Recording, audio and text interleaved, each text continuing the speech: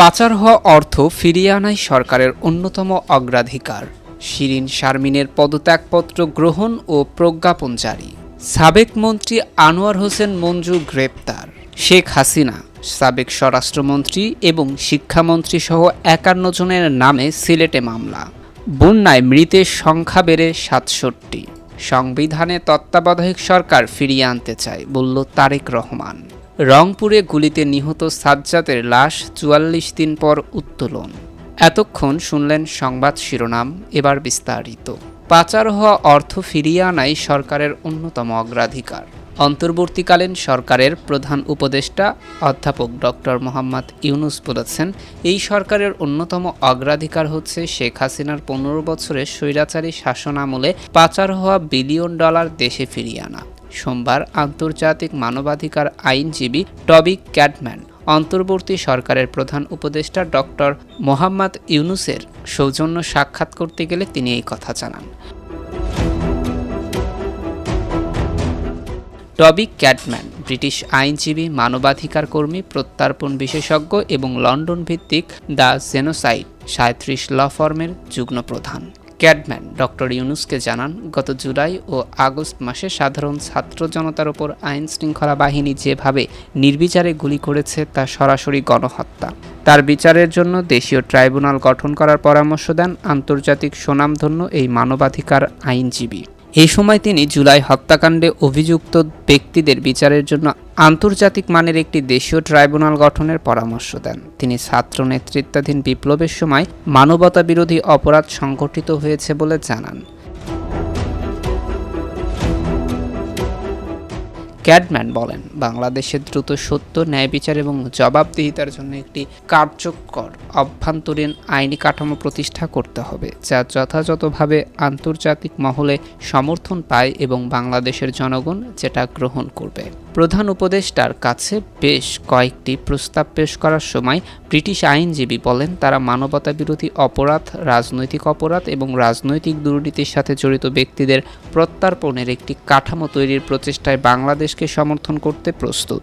যারা দেশ ছেড়ে পালিয়ে তাদের ফিরিয়ে আনার জন্য আমরা কাজ করতে চাই। এদিকে শিরীন শারমিনের পদত্যাগপত্র গ্রহণ ও প্রজ্ঞাপন জারি।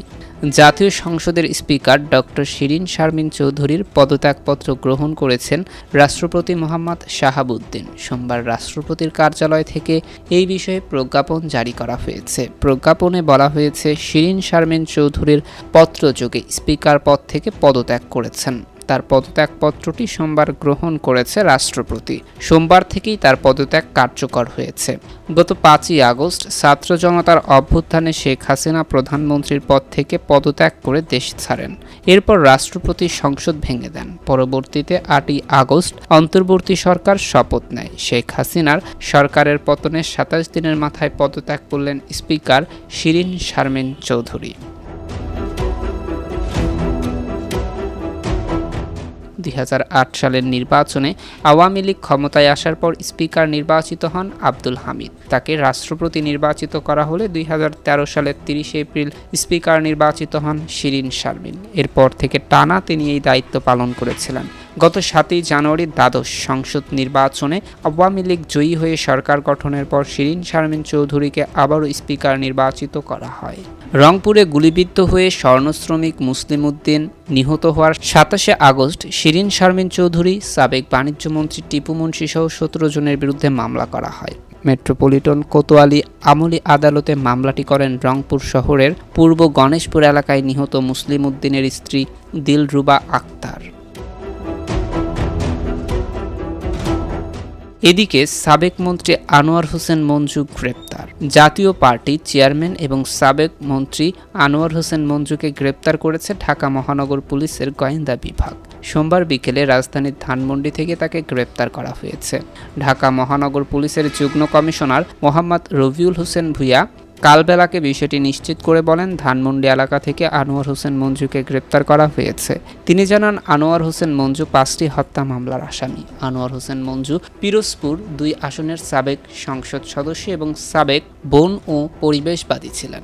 এর আগে তিনি যোগাযোগ মন্ত্রী ও বিদ্যুৎ, জ্বালানি ও খনিজ সম্পদ মন্ত্রণালয়ের জ্বালানি ও খনিজ বিভাগের মন্ত্রী ছিলেন। তিনি পিরোজপুর জেলার কাউখালী, ভান্ডারিয়া এবং জিয়ানগর উপজেলা নিয়ে গঠিত পিরোজপুর 2 আসন থেকে 6 বারের নির্বাচিত সংসদ সদস্য। তার পিতা তোফাজ্জল হোসেন মানিক মিয়া একজন রাজনীতিবিদ এবং দৈনিক ইত্তেফাকের প্রতিষ্ঠাতা। আনোয়ার হোসেন মঞ্জু 1972 থেকে 1975 সাল পর্যন্ত দৈনিক ইত্তেফাকের সম্পাদক ছিলেন। এদিকে শেখ হাসিনা, সাবেক স্বরাষ্ট্রমন্ত্রী এবং শিক্ষামন্ত্রী সহ 51 জনের নামে মামলা সিলেটে সাবেক প্রধানমন্ত্রী শেখ হাসিনা এবং সাবেক স্বরাষ্ট্র মন্ত্রী আসাদুজ্জামান খান কামাল, সাবেক শিক্ষামন্ত্রী নুরুল ইসলাম নাহিদ সহ 51 জনের নামে মামলা করা হয়েছে। গোপালগঞ্জের 12 কোট এলাকায় ছাত্র জনতার আন্দোলনে পুলিশ এবং আওয়ামী লীগ ও অঙ্গ সংগঠনের নেতাকর্মীদের হামলা, গুলিবর্ষণের ঘটনায় সিলেট সিনিয়র জুডিশিয়াল ম্যাজিস্ট্রেটের 2য় আদালতে মামলাটি করা হয়েছে। সোমবার দুপুরে সিলেটের সিনিয়র জুডিশিয়াল ম্যাজিস্ট্রেটের 2য় আদালতে মামলাটি করেন গোপালগঞ্জ উপজেলার কুমারপাড়া শিলঘাট এলাকার মৃত ওয়াহিদ আলীর ছেলে মোহাম্মদ কয়সার আহমেদ। এজাহার আমলে নিয়ে এফআইআর হিসেবে গ্রহণ করার জন্য থানা পুলিশকে নির্দেশ দিয়েছেন আদালত। মামলার উল্লেখযোগ্য আসামিরা হলেন সিলেট 6 আসনের সাবেক সংসদ সদস্য নুরুল ইসলাম নাহিদ, সাবেক পৌর মেয়র আমিনুল ইসলাম রাবেল, কানাডা আওয়ামী লীগের সাবেক সভাপতি সরোয়ার হোসেন সহ 51 জন। এজাহারে উল্লেখ করা হয়, গত 4ই আগস্ট ছাত্র জনতার আন্দোলনে 1 দফা দাবিতে দক্ষিণ ইউনিয়নের 12 কোট এলাকায় একটি মিছিল চলাকালে পুলিশ, বিজিবি, আওয়ামী লীগ, যুবলীগ, স্বেচ্ছাসেবক লীগ এবং ছাত্রলীগ দেশি বিদেশি অস্ত্র নিয়ে হামলা চালায়। এতে বাদীর ছেলে সানি আহমেদ গুলিবিদ্ধ হয়, পরে সে হাসপাতালে মারা যায়। এদিকে এই ঘটনায় একই বাদী মোহাম্মদ কয়সার গোপালগঞ্জ থানায় আরও একটি মামলা করেন। গত 22 আগস্ট নুরুল ইসলাম নাহিদকে প্রধান আসামি করে 119 জনকে আসামি করে মামলা করা হয়। এদিকে বন্যায় মৃতের সংখ্যা বেড়ে 67। চলমান বন্যায় মৃত্যুর সংখ্যা একদিনে আরও 8 জন বেড়েছে। এ নিয়ে মোট মৃতের সংখ্যা দাঁড়িয়েছে 67 জনে। সবচেয়ে বেশি মারা গেছে ফেনীতে। এ জেলায় মারা গেছে 26 জন। সোমবার দুর্যোগ ব্যবস্থাপনা ও ত্রাণ মন্ত্রণালয়ের চলমান বন্যা পরিস্থিতি নিয়ে সর্বশেষ হালনাগাদ বিজ্ঞপ্তিতে এই তথ্য জানানো হয়েছে। বন্যা আক্রান্ত জেলার 11টি জেলা হলো ফেনী, কুমিল্লা, চট্টগ্রাম, খাগড়াছড়ি, নোয়াখালী, মৌলভীবাজার, হবিগঞ্জ, ব্রাহ্মণবাড়িয়া, সিলেট, লক্ষ্মীপুর ও কক্সবাজার। চট্টগ্রাম, খাগড়াছড়ি, হবিগঞ্জ, সিলেট, ব্রাহ্মণবাড়িয়া ও কক্সবাজার জেলায় বন্যা পরিস্থিতি সম্পূর্ণ স্বাভাবিক। মৌলভীবাজারের পরিস্থিতির উন্নতি হয়েছে এবং ফেনী, কুমিল্লা, নোয়াখালী, লক্ষ্মীপুর জেলার পরিস্থিতি উন্নতি হচ্ছে। বন্যা প্লাবিত উপজেলা 68টি, ক্ষতিগ্রস্ত 504টি ইউনিয়ন ও পৌরসভায় 6,05,767টি পরিবার পানিবন্দী অবস্থায়। বন্যায় মৃত লোক সংখ্যা 67 জন, এর মধ্যে পুরুষ 42 জন, নারী 7 জন এবং শিশু 18 জন। কুমিল্লায় 17, ফেনীতে 26, চট্টগ্রামে 6, খাগড়াছড়িতে 1, নোয়াখালীতে 11, ব্রাহ্মণবাড়িয়ায় 1, লক্ষ্মীপুরে 1, কক্সবাজারে 3 এবং মৌলভীবাজারে 1 জন মারা গেছে। এদিকে সংবিধানে তত্ত্বাবধায়ক সরকার ফিরিয়ে আনতে চায় বলেছে তারেক রহমান।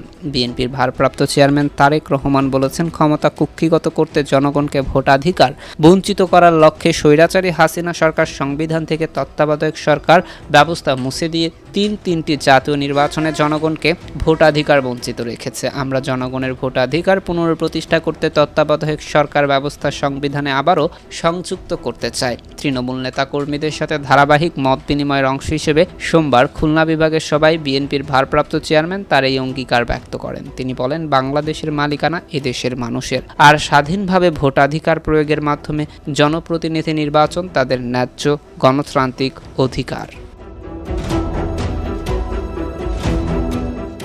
দেশে অবাধ সুষ্ঠু নির্বাচন নিশ্চিত করতে 1996 সালে বাংলাদেশ জাতীয়তাবাদ দল বিএনপির জনগণের ভোটাধিকার নির্বিঘ্ন করতে দলীয় সরকারের পরিবর্তে তত্ত্বাবধায়ক সরকার ব্যবস্থা সংবিধানে সংযুক্ত করেছিল।